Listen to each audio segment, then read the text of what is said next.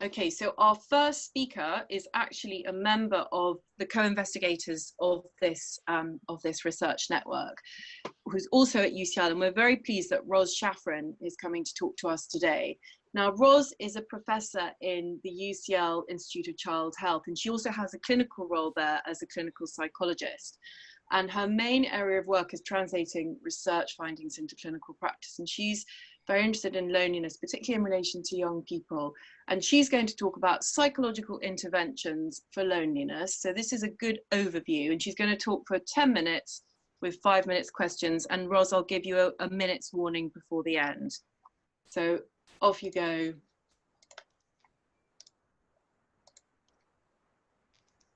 Roz, I can't hear. Yes, we're starting screen sharing. Can you hear me? Yep, perfect.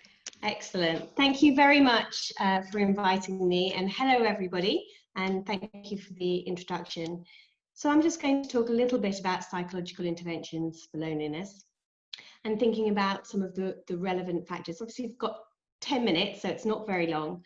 And I think what's really struck me in working in the field of loneliness is the different aspects. So you've got the internal psychological factors, for example, attitudes to participating in social interaction, beliefs about other people, your own beliefs about yourself.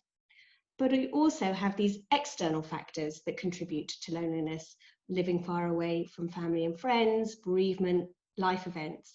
And I find it very difficult to really separate the two because they do interact, and yet the research is kind of siloed. And I think that's one of the things that is really important, is to try and bring together the interrelationships between how an individual psychological factors and some external environmental factors may combine. The field of loneliness research and psychological interventions has really exploded, I think, in recent years, and especially in the last few months with COVID-19 and the impact of quarantine, of being isolated from other people. And this is an interesting, massive review that made me shudder just thinking about the poor people that actually had to go through all of these articles. But this umbrella review, really looking at it together, emphasizing the relationship between loneliness and mental health problems, and that those are sort of internal factors. But then you've got these external ones in which somebody's age is relevant, so in a U-shaped way. So age is an important factor, higher in adolescence and in the older age group, decreasing in middle age. Being female, the quality of social contacts, low competence, that sort of low confidence in your competence in social and other interactions, socioeconomic status, which often gets overlooked, but also medical chronic conditions, which impact both on your mental health, but also on your ability to take advantage of some of the external opportunities. In terms of how psychological factors may be operating, there's all these different aspects in terms of contributions to loneliness: individual ones, relationship, community, and broader societal. And within the field of loneliness, there's different classifications and different aspects. But one of the ones I think that's most sort of psychological, really, is the idea of emotional loneliness compared to social loneliness. And that's been a typology really for almost 50 years. It's not universal, not everybody divides it into these categories, but it can be very helpful.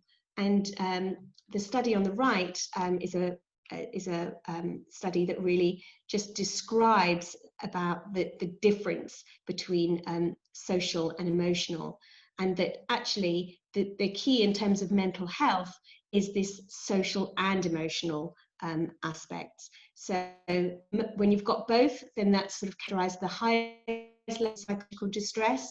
If it's emotional, then there's also significant psychological distress. But actually the social loneliness is really, in terms of mental health, not that different to low loneliness. So we're looking at different types of loneliness associated with different levels of psychological distress. And again, emphasizing the sort of subjective perception of relationships and loneliness as a critical factor. There are different interventions, different types of interventions. These are just sort of a review in 2016 considered psychological therapies on a list of other interventions, including animals, skill development, befriending, and so on. And perhaps one of the most widely cited studies has been an analysis, a meta-analysis, grouping it all together and seeing the impact of interventions to reduce loneliness. And what was interesting was that there were these 4 different aspects. So improving social skills, enhancing social support, increasing opportunities for social contact, and addressing maladaptive social cognition. And the most successful interventions were psychological, the interventions that addressed maladaptive social cognition. But I will go back to, I don't really believe that you can have a psychological intervention on its own without the context being considered and the environment being considered as well.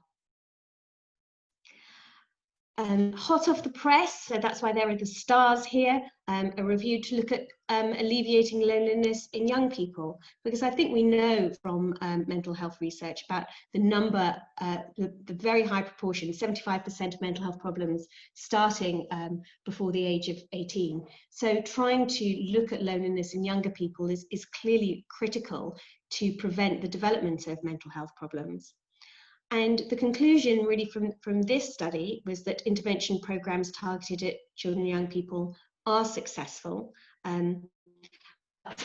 Really, they are looking at youth at risk. So those with health concerns, those who might have be on the autistic spectrum, but it's really not selecting young people who are lonely. So we still don't know very much about interventions targeting young people who are lonely. And I think that's a key area for research going forward. And I'm not sure if others will agree, but maybe that will come up in the discussions this afternoon. In terms of the variety of different psychological interventions, there's been a big study on mindfulness training. And what was nice about this study is they actually, instead of just asking people about loneliness, they looked at real social contacts over time. This is the intervention that we're going to hear more about later in the video. So that's a really exciting psychological intervention based on social psychology rather than clinical psychology.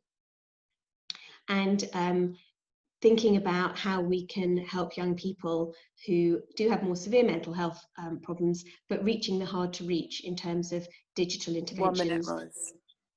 Excellent.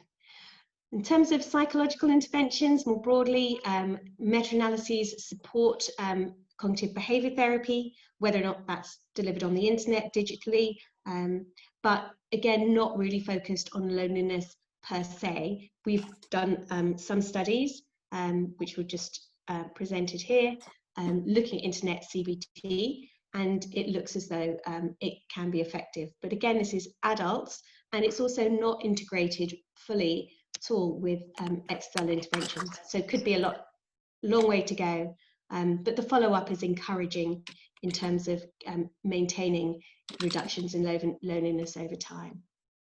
What we've been working on is a kind of not having a one-size-fits-all approach. We looked at the literature, and that all of these different psychological techniques are used across the different psychological interventions. And you can see that things like social skills and communication training are prominent, and mapping social opportunities, so trying to link with external opportunities as well. What no theory, that's just really to say that there is a sort of theoretical approach to how we could design personalized interventions for loneliness, because we do like our diagrams. And really just keeping in mind this sort of principle of evidence-based practice, where you're combining the research evidence, but also people's lived experience and clinical expertise all together in an environmental and organizational context. So I think that's me, because my time's up as a whiz of psychological interventions. That's it. Right, now do we have any questions I've got a few in the chat. We've got Charlotte Lynch. Are you able to unmute Charlotte, please, Mary? She's got a question. Our work has not thrown up any link between sex or age and loneliness. Can you explain why the observational study has found this? So Charlotte, I don't know exactly your study and your methodology, but oh, there's more in the chat. Oh no, it's a different question. That's a different one, yeah. Sorry, but the review that I was talking about, I think it's one of the advantages of reviews, isn't it, is that you get this whole umbrella of different studies, and within those studies there will be some that had some findings and some that have different findings, and trying to understand why that's the case is really important.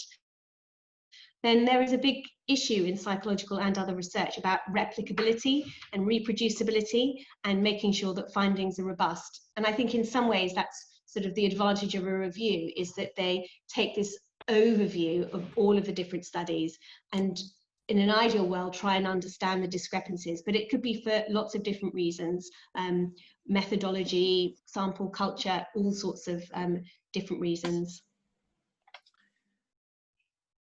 Right.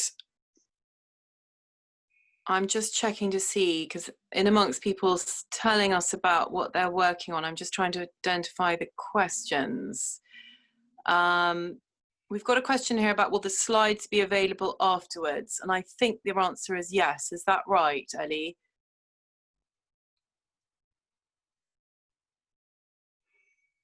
I think we're not going on. I was trying to get to my mute button. Yes, that's right. They'll be on our events page on our website, and Mary will post the link at the end of the session today.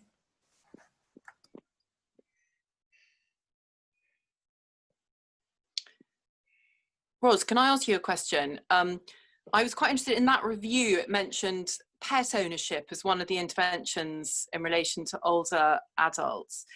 And I just I mean, we've obviously seen a huge rise in pet ownership during the lockdown. And obviously there are concerns about the sort of sustainability of, you know, people keeping those pets within their families. But is there anything else you wanted to say about that as an intervention? Because I know that there are some vets who are interested in applying for this call to look at pet ownership as a potential intervention. Is there anything more on research on this topic that you are able to let us know about? So I think it is interesting how many people will tell you about the benefits of pets. And also in that same review, they talked about humour therapy, and many people will tell you about benefits of humour. And it's one of those things that's very hard to evaluate in research. But that's not to say that we shouldn't do it and have it. And certainly, you know, on the wards, when you bring a pet round, everybody has a smile on their face. So I think it's a real challenge for research to be able to capture what is really coming up of a groundswell of experience of the benefits of pet ownership. So I think it's an interesting and important area for research, and how it operates on the psychology again, and how it improves mental health, but also not just in the short term, obviously, but in the longer term, and the disappointment that can also come when you think that actually this is going to be a solution and it turns out that it isn't. So I think that there are complexities, but that's about really saying, this is what people want, this is what people are doing. Do we know if it's helpful or not? That's very interesting. And we've got a question here from Michael Cunliffe. I'm going to read it out in case we can't find him to unmute him, but he said that one of the interventions referenced was leisure skills development. And Roz, are you aware of any difference between interventions that result in externalized evidence of achievement, for example, arts and crafts, as opposed to those without, for example, sports? So I think I'm going to have to stick to my area of expertise, which is psychology and the sort of more of the internal, but bringing in the issue about perfectionism and expectations that comes in there. And actually, it's a massive challenge to find something that is not achievement oriented. So the example I often use is I went to Stockholm and I was taking part in the ABBA museum display where you lip sync in line with ABBA. Like, this is meant to be an enjoyable activity, and yet they tell you how good you are, which completely obviously, for somebody that can't sing, spoils the fun.